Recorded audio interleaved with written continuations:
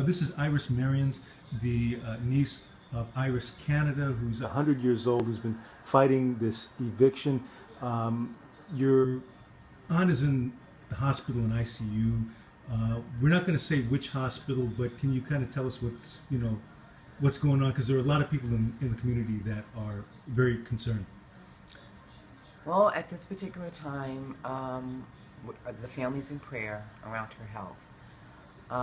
We just mourned the death of two family members, and so she was a person in mourning. We assumed that we were in some type of settlement negotiations with the Owens family, Peter Owens, and to our surprise, we received a notice from one of the government agencies that she had exactly 48 hours. So it was 48 hours before she had time to do anything. And my aunt called Peter Owens. He didn't take the call. We called him several times. And she absolutely begged him to stop. And this is your Aunt Iris? This is my Aunt Iris. And then after the call, she became very, very ill. She started screaming and shaking and crying and vomiting. And we're in the hospital right now. If you don't mind, if I could just maybe just pan over just to let people kind of see. And this is Iris Canada, 100 years old, been here since yesterday, very distraught about and just overcome with the stress which has put her in this situation. Yeah, for the elderly, these types of things can be catastrophic. This is the only home that she's known for many, many years.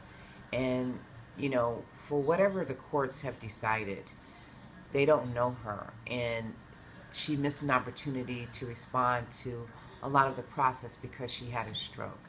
And instead of her being protected by the court, she was actually sanctioned by the court. And therefore, the Owens won his case. I don't know who protects the elderly. I don't know what laws protect them.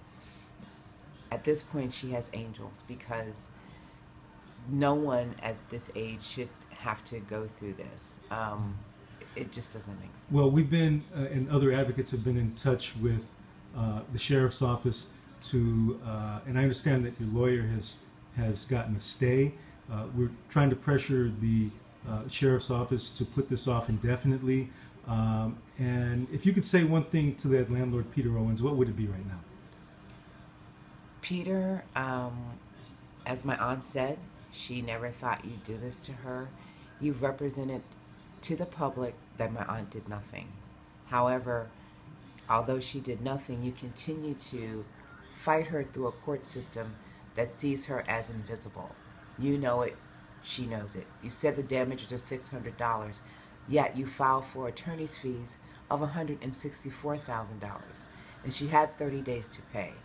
So even though she prevailed, what part of this is justice? How do you prevail and then you owe $164,000? Where's the balance in that? Yeah, where's the justice in that? We have a court system that would rule in favor and stick your aunt with a court case. And I mean, from our perspective, it's elder abuse. I mean, thank you, San Francisco. Thank you, courts. Thank you, landlords. Thank you, speculators. This is what happens to elders because of the things that you do. It causes sickness. It causes, in some cases, death.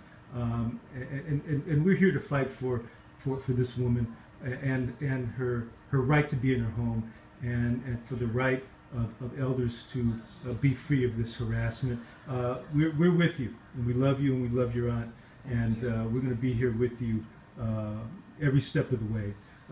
We urge people to get in contact with Supervisor Breed's office, get in contact with the Sheriff's Department, send emails, send letters, send a letter to the mayor. Let them know that this is not cool, that you don't throw 100-year-old seniors who should be enjoying their lives, you don't throw them out of their homes.